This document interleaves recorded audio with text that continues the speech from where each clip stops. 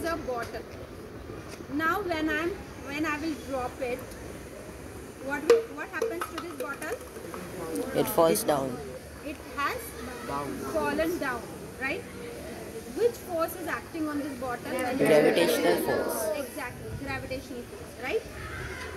But when I drop it in the bucket, see, is it going directly at the bottom on the floor? No. It is floating, right? It doesn't go directly on the floor as before. Now, can you tell me which force is acting now on the bottle? It is floating, right? Yes. When I drop this bottle in the bucket, instead of going at the bottom, it has started floating. Understanding? Now, at this moment also gravitational force is acting. But right now, along with the gravitational force, some force must be acting which is pushing the bottle upwards, right or no? Yes. Some force. Now see, now when I am pushing this bottle downwards with my muscular force, now at this moment, which two forces are acting on this bottle? Muscular force and gravitational. Yes, two forces are acting downwards. One is muscular force and another is gravitational force. Now I am removing the muscular force. And see with what a big force the bottle is coming Upward. Right or no? Yes. So we can understand that there is some force which is pushing the bottle upwards. Yes. Which doesn't allow it to sink. And that upward force which pushes the bottle up is called as buoyancy force. Which?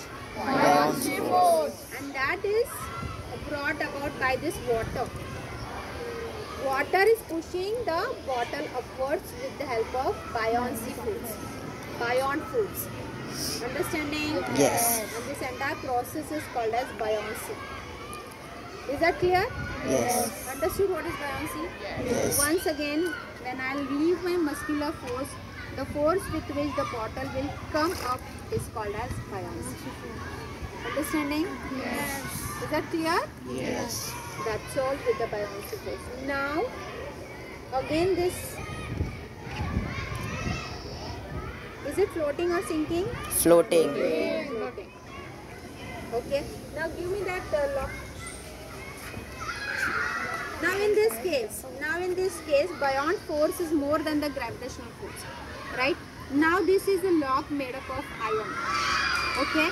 Now when I'll drop it, let's see what happens. Is it floating or sinking? Sinking. Now, do you think that buoyancy force is not acting on this lock? No, it is acting. Is it acting or no? It is acting. Then why does this lock why do this lock don't float? Because the gravitational force is more than the buoyant force. Yes. See now this, if we see the density of this iron and the plastic, which one is more dense? Iron. Iron. So, because of higher density, the buoyant force will not be sufficient enough to push it upwards. Because of the higher density of the iron. Is that clear? But in case of plastic, as the plastic is lesser dense, okay, the buoyant force will be sufficient to push the plastic upwards, and therefore plastic will float, whereas the iron will sink.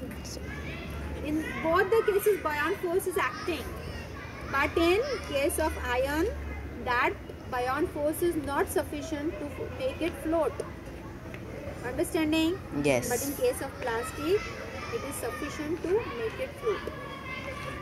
Understanding? Yes. Because plastic is less dense than the iron. Is that clear? Yes. Thank you so much, children.